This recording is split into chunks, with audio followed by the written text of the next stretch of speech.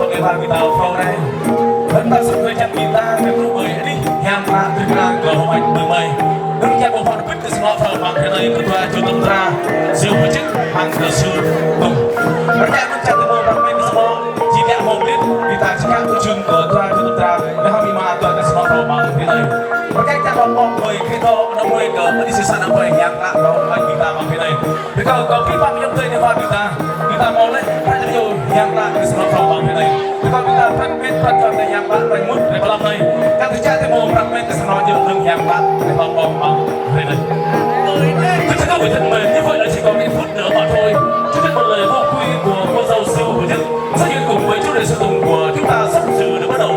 và lời nói đầu tiên tôi sẽ mang phách tay bạc cho những người thuyền kết đến từ nhà hàng tiệc cưới Hồng Anh có đã lời cho hai bên gia đình và ban nhạc đối của chúng tôi xin mời tất cả quý vị quan viên thái hò cùng với các quý vị chúng ta đang đứng ở phía ngoài sân khấu xin mời tất cả chúng ta cùng nắm lại sự đầu tiên để chúng ta khẩn trương vì một sân tiệc để lúc đến lực hiện của trung tâm của sự kiện Hồng Anh của chúng tôi lúc này và đặc biệt hơn nữa về một lời vô quy của đứa trẻ của chúng ta diễn ra sau phút nữa một lần thay mặt cho những người thuyền kết xin lần đầu kính mời tôi đến vòng tay guitar từ từ này ông xin được tâm ra dành cho các trường hợp bằng guitar chúng tôi có các bạn làm cho tôi bạn biết tại một lần để chẳng thể các người làm cái sao như là bạn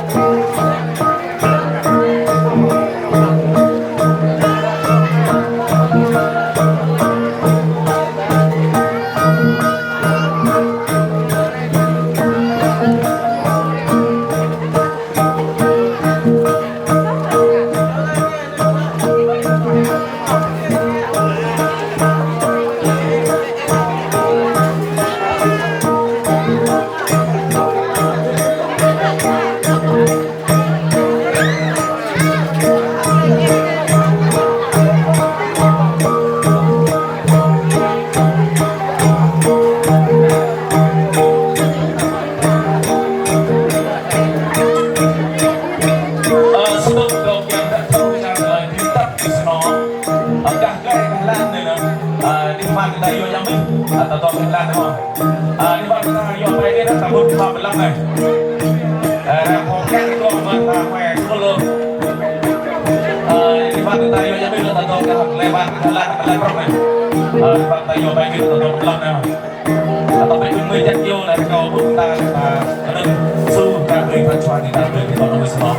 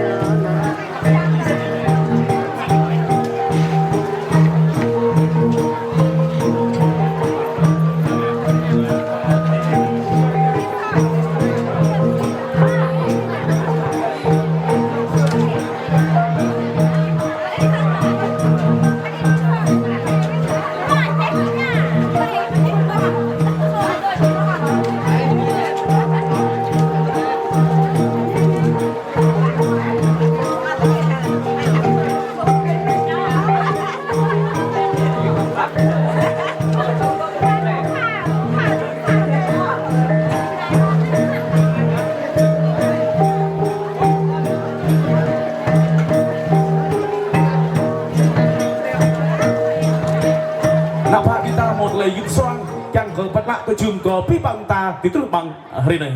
Và sau đây trước khi chúng ta đến với sự có mặt của các đôi uyên ương, và chúng tôi xin mời tất cả mọi người chúng ta sẽ cùng hướng ánh mắt nhìn thân thương của mình lên sân khấu tình yêu để cùng dõi theo những màn múa chúc mừng đầu tiên do những cô gái như gió xinh đẹp đến từ hai bên gia đình với điệu múa xuống núi. Sắp tới câu cái biên xoang chúng ta đi tập biết bởi đường lòng bởi anh đi lấy khắp của tâm trang bằng hồi này.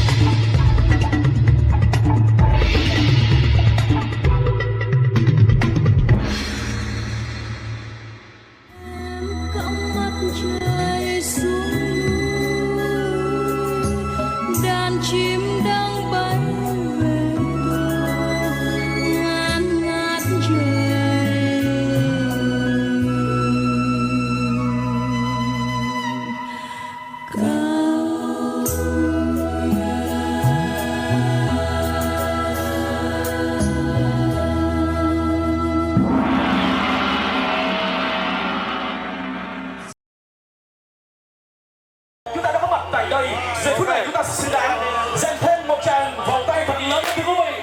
Để chúng ta chào đón và nâng bước cho sự xuất hiện của đứa bạn trẻ hôm nay. Một tràng vòng tay thật lớn thưa quý vị. Từ từ thôi, chậm chậm thôi.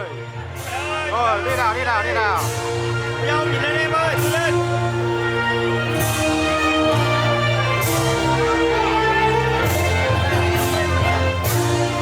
Rồi, chú để đợi em. Quý vị thân mến, giây phút đang cận kề với sân khấu tình yêu của chúng ta lúc này là sự rạng ngời nhất, hạnh phúc nhất của cặp đôi uyên ương.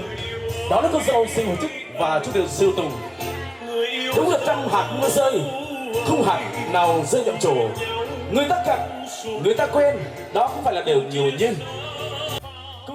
lại bỏ ngang bàn trò hiệp lạ hết cho này và bị ta tôi chứng cỡ tôi cho tâm trai bị ta cả Yona Yomon là cỡ sang đó phong bằng thế đây cỡ trăm sư tung hàng mọi sư chức thưa quý vị thân mến sinh con ra nuôi con khôn lớn đã là mong mỏi tuyệt vời của những người cha người mẹ đó là trách nhiệm bổn phận và những người thân kinh của đôi bạn trẻ hôm nay và đầu tiên xin mời tất cả chúng ta cùng tiếp đón là bố mẹ của cô dâu chúng ta. Xin mời ông rồi chồng Pré và bà Siêu Hợp Loan đến từ làng Pré một sải từ huyện Yên ở đây. Xin mời ông bà chúng ta hãy về với sân khấu với con đi quý xin lâu trọng kính mời. Sắp tới cao hít cho chúng ta đã chương cầu đi ra và nhiều mong trên năm phút bởi hai chặt yêu kẻ sang nó đặt cơi bình ta ở câu có mẹ bôi kinh hàng còn nên Siêu Hợp Môn môn play chú sa bình ta sắp tới đến biết hàng đạo và bình ta môn một này.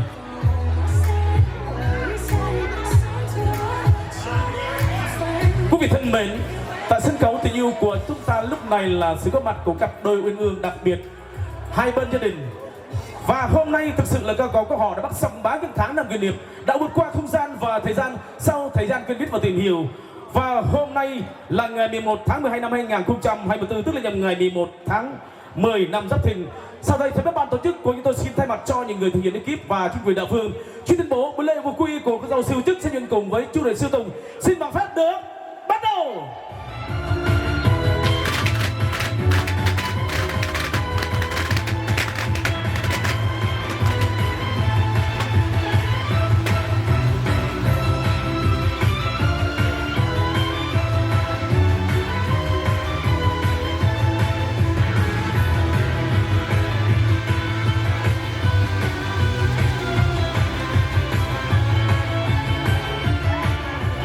Cảm ơn ông Thánh An Sang Hồng Hoa của trung tâm tổ chức sự kiện Hồng Anh của chúng tôi.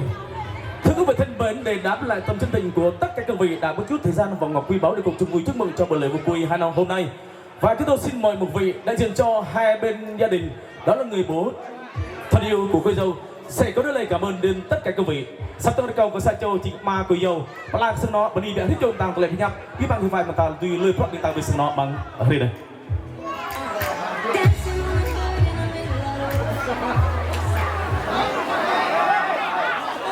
Lo company ấy thế làm nhân company có biết rằng lực đông nhân tơi bị ma tuyệt là chắc là mày tơi tái chết để cũng bọn có sang nó mới rồi này tụi mình có cái thao nhập lô ta ta đừng để tiền cho bạn thôi ăn để tiền dạ anh nhung ngồi dạ đằng ta đừng ha nhưng bay ta cực lệ tôm nhớ ra có phải thao nhập lô ta. Xin cảm ơn tất cả các vị vừa lắng nghe qua đôi lời phát biểu một người bố rất tuyệt vời của cô dâu. Để có đôi lời cảm ơn đến tất cả các vị rất ân cần và đầy xúc tích và đầy đủ ý nghĩa. Và chúng ta hãy dành cho lời phát biểu vừa rồi một tràng vỗ tay thật lớn thưa quý vị. Thưa quý vị thân mến, và để tiếp nối chương trình với phần nghe lời của lời vô quy đôi bạn trẻ hôm nay. Và chúng ta con người phải có tổ có tông, như cây có cội như sông có nguồn, cây có cội mới nới cành xanh lá và nước có nguồn mới được đằng sông sâu. Và nhân dịp lễ vô quy của cô dâu và cho đến chúng ta ngày hôm nay cùng không ngoài lễ thưa quý vị. Và xin mời đôi bạn trẻ của chúng ta sẽ lần lượt dâng lên những ly rượu hiếu, rượu thịnh lên hai bên gia đình để tỏ lòng tri ân sâu sắc ơn nghĩa sinh thành. Mong lên chuyện rồi các con sẽ nọ phao thêm chỗ nào chúng ta điều lên cái pa chúng ta còn mò ơi dạ lại không ra là bình mỹ bình mà chúng ta tu mò cái nhau Sydney ta bình mỹ còn đi nệ pa bình ta buổi chương đó cái nào này ta bọng lời hưởng ác ta buổi cơ mỹ ma cái nhau tiền rong lệnh từ ta trung tâm tra bình ta của tâm siêu tung hàng mọi sự chức em tới chân từ là mò đủ thun tọa kịch này đây chính xác lên rong cơ mỹ ma lại cái dòng tiền tôi là cái nhiều một phê lấy cờ cho đạo bà nhiều tên sự nọ rất cờ thế này đơn chăng một lấy khách của đạo bà tôi bị ma thì cầu cờ cho chân trai người ta mạ bà và sản phẩm này chẳng biết hết bị ma thuần là đây chính cơ khi ta một là lấy khách đạo bà người ta tôi lấy bạn bên chim rong bị mỹ ta rong bị bỏ bị lân mà người ta rong bị cái dòng rong cái như bây giờ thôi.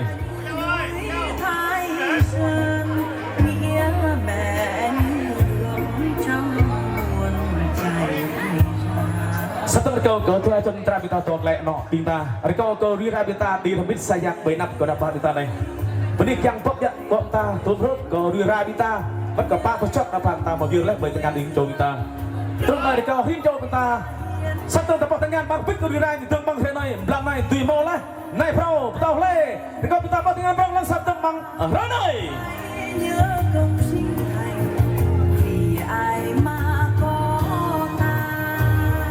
xin cảm ơn hai bên gia đình đã cùng ly cái tình thương gia chúc mừng cho lễ vô quy của hai con rất tuyệt vời thưa quý vị. Tối hôm nay thì con chúng ta ngày mai chúng ta trước này pro chúng ta bơi được long này, thì con chúng ta cho bị ban này, thì con đi ra chúng ta tuần là tập runner bơi krito, động môi cờ, anh đi sinh sản ở bay Hoàng Anh Bình Minh, tôi con biết hàng apa chúng ta sanitin. Quý vị thân mến và để tiếp nối chương trình hôm nay, bên cạnh trái của ban tổ chức của anh tôi đặc biệt đôi bạn trẻ của chúng ta. Đó là những chiếc bánh đã dựng lên để cùng cho đón hai nhân vật chính của chúng ta trong mỗi ngày hôm nay, để họ đã cùng chia sẻ niềm vui, niềm ngọt ngào và để tương chức cho nền tảng vững chắc gia đình luôn chân sống vào một ngọt phú đời. Và xin mời chú đại sư Tùng cùng với cô dâu siêu chức ạ sẽ cùng hướng tới chiếc bánh lễ vô quy.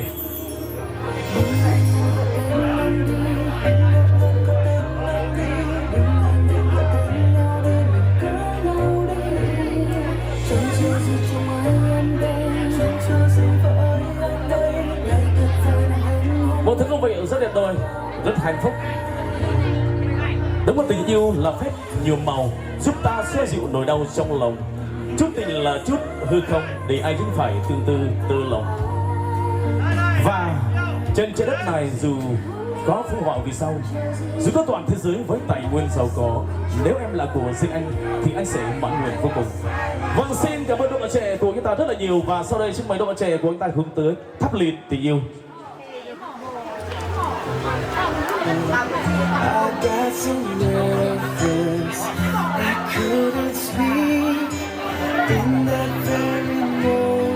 Quý vị thân mến, điều là sự kết tinh và hòa hợp cho hương vị cho cuộc sống thưa quý vị. Nồng nàn của rượu được ví như tình cảm của đôi bạn trẻ của chúng ta đã dành cho nhau sẽ luôn ngập tràn sắc màu và cảm xúc. Tôi đang nhớ về đây sự sản phẩm Hoàng Anh Bình Minh một tạp chí bằng chóc Glong rất xa của chị. Đây chỉ một lại khắp của tôi nhớ từng bằng thế này từ bộ play giúp cho anh một lính lên xa kiện sắp bắn bởi cái chọc này. Vâng, xin cảm ơn những dòng thác ban liệt đã tuôn ra và thắp lên tình yêu đang đong đầy. Và để tiếp nối chương trình hôm nay xin mời đôi bạn trẻ của chúng ta sẽ cùng trao cho nhau những ly rượu ra bôi trong ngày cưới. Và sau đây chúng tôi xin làm nhịp cầu nối đến tất cả quý vị chúng ta đang hiện tại nơi đây. Chúng ta cùng rót thật là ly bia được gọi của mình trên bàn tiệc thưa quý vị. Và chúng ta cùng giơ ly của mình thật cao để đồng hành với như là chương trình của chúng tôi hồi đi lần thứ 3 thật lớn. Thì chúng ta chờ đón ly rượu ra bôi của bạn trẻ hôm nay thưa quý vị. Chuẩn bị ạ. 1, 2, 3, chúc mừng.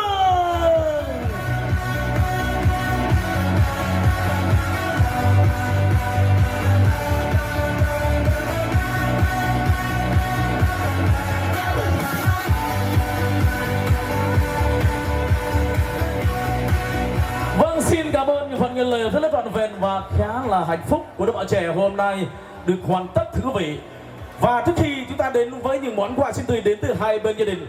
và chúng tôi cùng cảm ơn hai bên gia đình đã thiên trường và giao trọng trách cho nhà hàng tiệc cưới Hồng Anh của chúng tôi để phục vụ cho tất cả quý vị, đặc biệt đôi bạn trẻ hôm nay. Và một lần nữa thay mặt cho nhà hàng tiệc cưới Hồng Anh và đỡ lời cho những người thực hiện ekip xin chúc cho hai em luôn luôn mạnh khỏe và yêu nhau đến đập bạn răng long. Các trang thật là chuyện hình trộn ta tọt thì ra ở câu Việt Nam bni để tôi mong plan cho anh em bạn là pin này vai người ta sẽ người ta bị ta mong lại ta đi làm biết bơi cờ anh đi bằng lại khắp cho chúng ta này ta chào này bằng cờ tôi nhờ thế nên ta đã rút ra biết bằng ở đây sắp tới câu cái đi ba ta bị ta mò lại cái nam rồi câu người ta đi làm biết bơi đi lòng bằng lại khắp đây.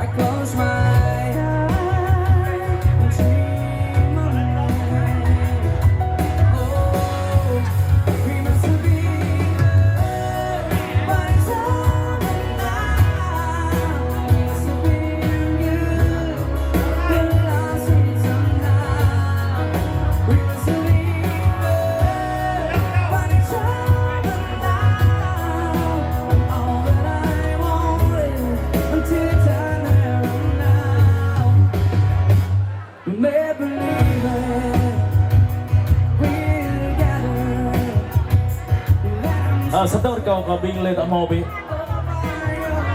sân khấu rất là tâm lâm mà tôi nói những pla cờ anh đi sang bay cờ hồng anh lấy cúp này cờ này ba bita mò lấy cái nam kẹp pion với cờ toa cho nam mò bita nam ba bita bảo thế này bằng lấy khắp đã tôi hôm nay anh cao thích trong ta từ trường lại toa cho chúng nó phao bita để tâm siêu tung hàng mò siêu chức đấy nhà support bằng ngày hàng lạ anh cao có toa dạng bạc quân bể là nó tôi bơi cái bị mà tuột là bên này chẳng có nào riêng khi đó nó ngồi xem họ bita đội trường củaพี่บังnày ba bita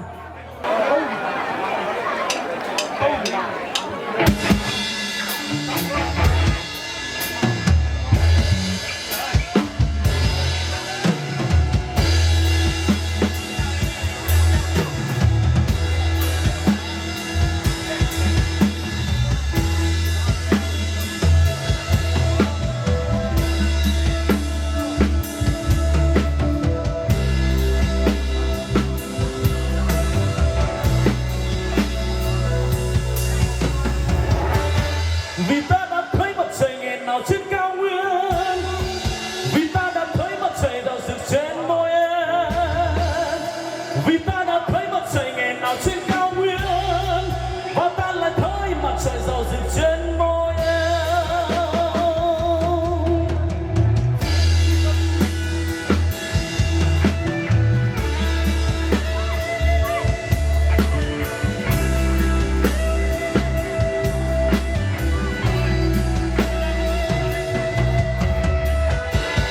Vội vàng em ra đi qua lại ước thề như ngọn sóng bờ mê vụ lòng ta thời đã vội vàng em ra đi qua lời báo giông như ngọn gió mùa đông sẽ lòng ta tê tái.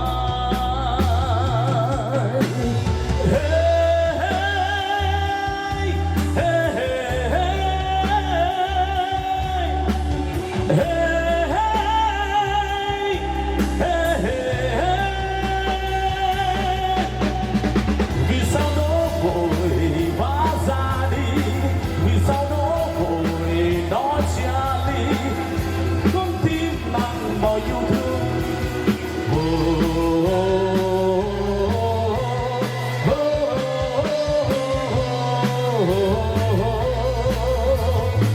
Vượt lên chỗ phần cớ sao không, vượt lên chính mình cớ sao không, câu ca xưa còn hỏi ta mãi mãi ngẩng đầu lên. Vì ta đã thấy mặt trời ngày nào trên cao nguyên, và ta lại thấy mặt trời giàu rực trên môi em. Vì ta lại thấy mặt trời ngày nào trên cao nguyên, và ta lại thấy mặt trời giàu rực trên môi em. Na na na na na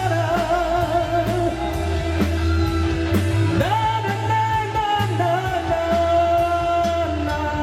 na na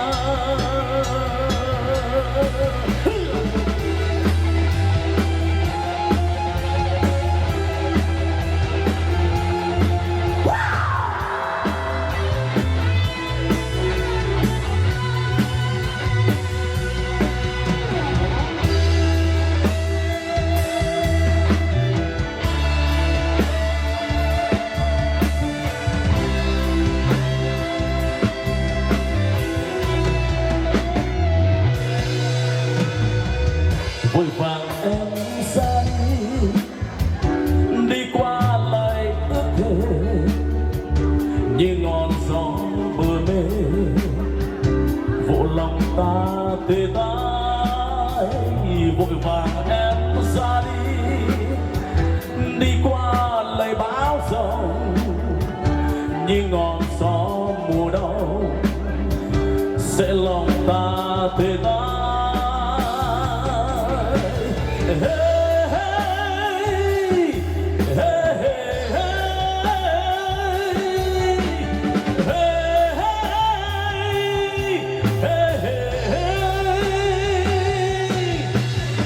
Vượt qua số phận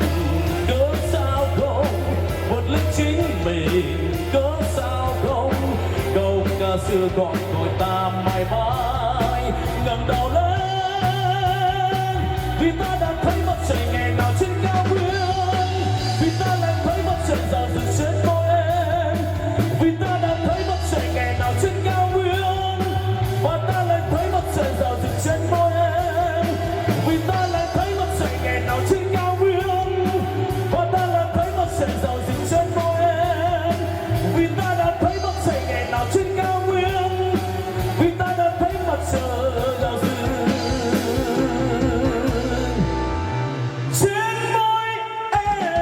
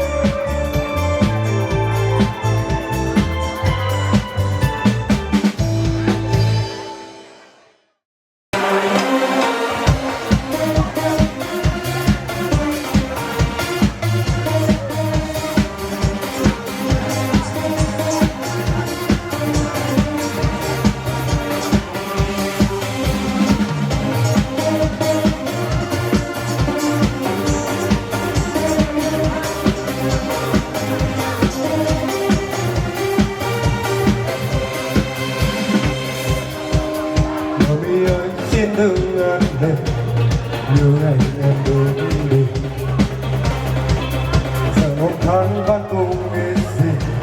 người vẫn thấu chi giờ này không xa đó nhưng gấm quay về người có nhớ không nghĩa tình khó khăn còn thương nhau mãi không sao giờ âu sầu chỉ mong em sẽ chọn đúng người đặt lòng thương lấy em bởi em đâu anh cũng rất buồn vì tình yêu thương và xin em hãy nhớ lấy tháng năm này mình đã có nhau như vậy lỡ sau đã trông thấy nhau xin đừng anh rồi cả cuộc đời này anh không tha thứ cho bản thân mình vì đánh mất em một người đàn ông như đang than thở như một đứa trẻ buồn biết nào hơn khi anh trông thấy thế giới của mình sánh bước bên ai vì sao người lại đang không có sẽ tim anh làm hại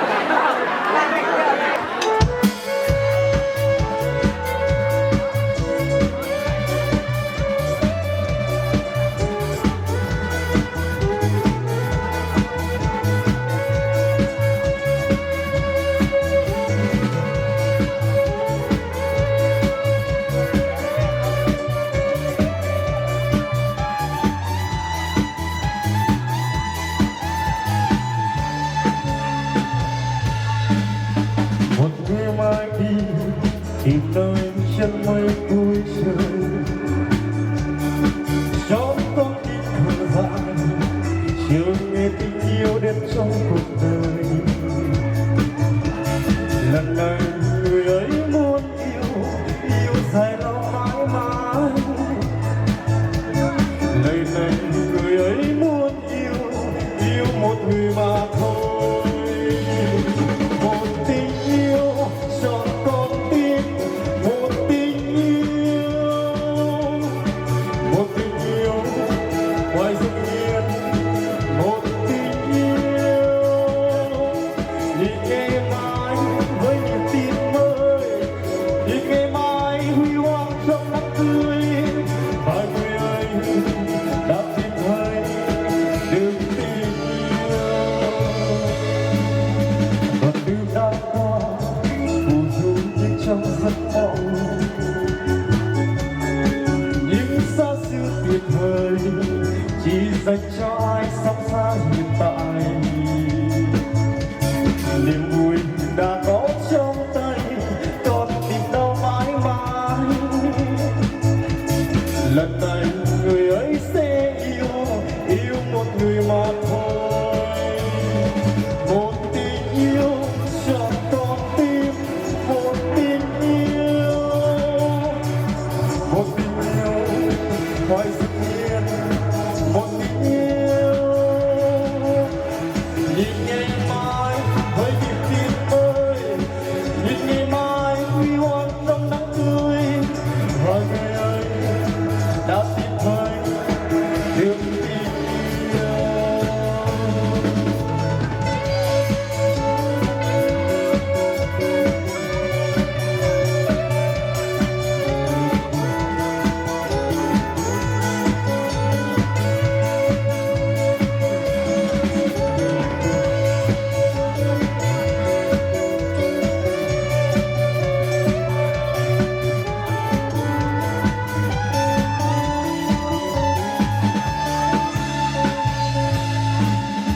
một người mai đi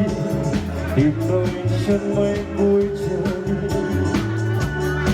cho con tim thở dài chờ nghe tình yêu đến trong cuộc đời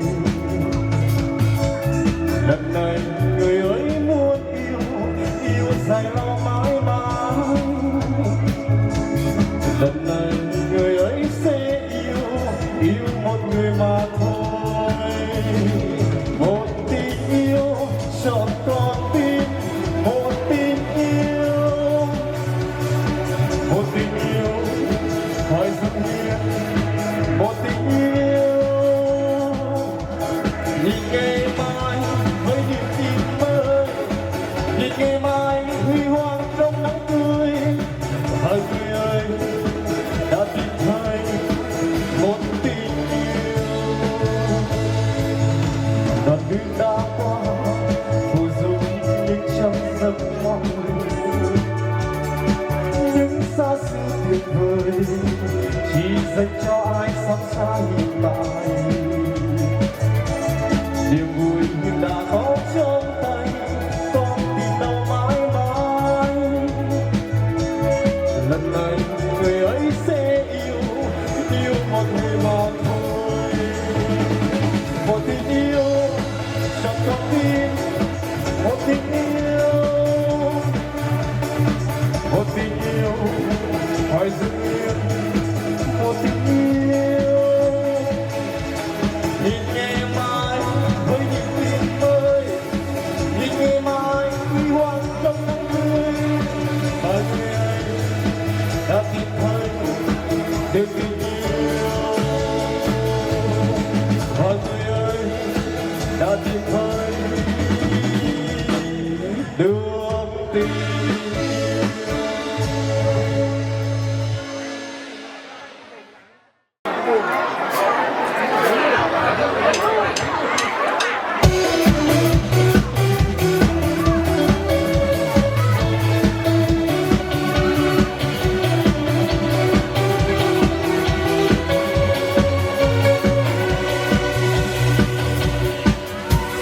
giữa đám đông xa lạ tim em vang theo tiếng hát chợt nghe sao xuyên bâng khuâng ơi anh biết chăng lòng em ôi tim ta càng khát cái yêu đời đời anh hát ước mơ ngày mai anh mang theo tình yêu đến trong đời cuộc sống sẽ sáng như tâm hồn yêu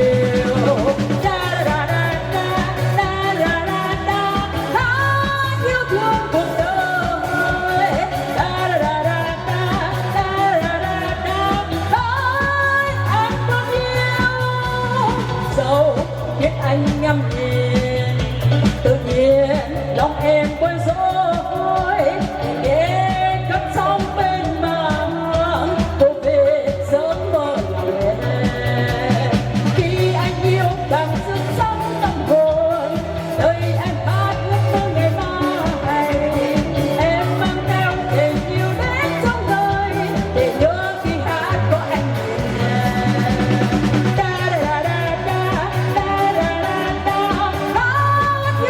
cuộc đời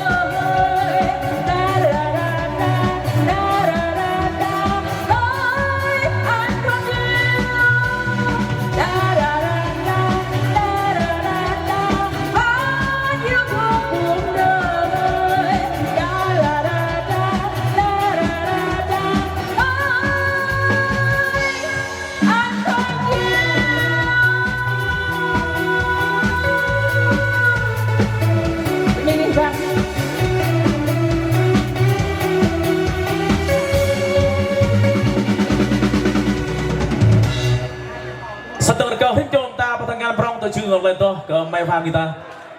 cùng này có biết băng đi pha kịch kiều tầm ta tôi chết bằng phía đây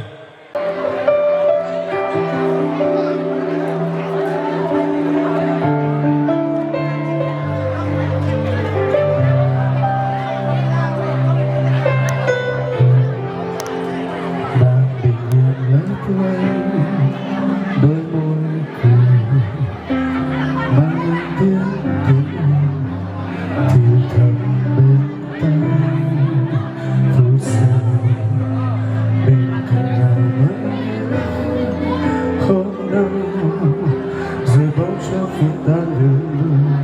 hoàng hôn xa xôi yêu là gì là tình cứ nhớ mong em về chỉ cần người ở còn ta biết mang cho dù yêu hơn tất cả hơn cuộc đời cho dù bàn tay yêu em lại càng xa hơn hoàng hôn mơ màng trôi nụ hôn người quên mất rồi bàn tay buông bàn tay dù thương còn thương biết mấy nắng phai cuối chiều vội vàng lướt qua có lẽ người phải rời cách nhau hẹn nhau trong ngày mai ta sẽ quay về rồi xuân thương hai nhân để thu rồi đau muôn nhìn về đông tây nam bắc giấc mơ bình yên mãi mãi nhớ thương những người gọi là nhớ thương rồi cuối cùng chỉ là rất thương ngày ta sẽ gần nhau thương nhớ kia nhiều thêm chỉ cần em thôi.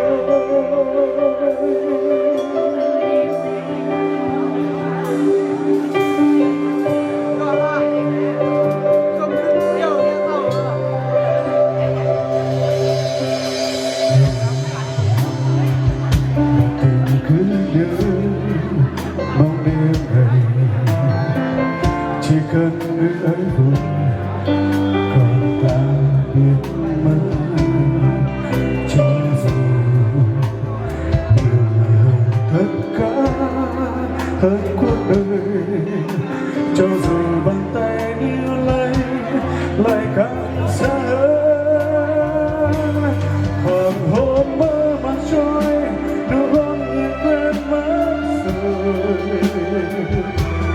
bàn tay buông bàn tay dù thương còn thương biết mấy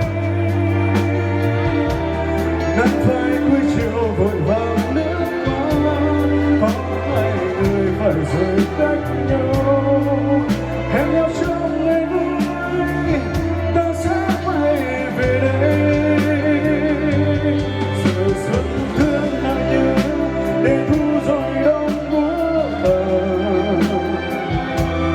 nhìn về đông tây nam bắc giấc mơ bình yên mãi mãi nhớ thương đúng người gọi là nhớ thương rồi cuối cùng chỉ là xa thương ngày ta sẽ gần nhau thương nhớ kia nhiều thêm chỉ cần em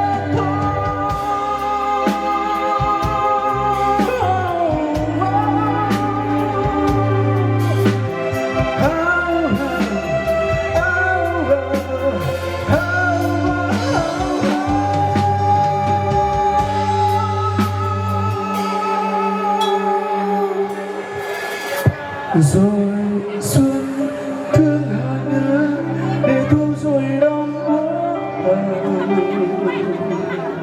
nhìn phía đông tây nam bắc giấc mơ bình yên mãi mãi nhớ thương đúng người gọi là nhớ thương sống cuối cùng chỉ là rất thương rồi ta sẽ gần nhau thương nhớ kia nhiều hơn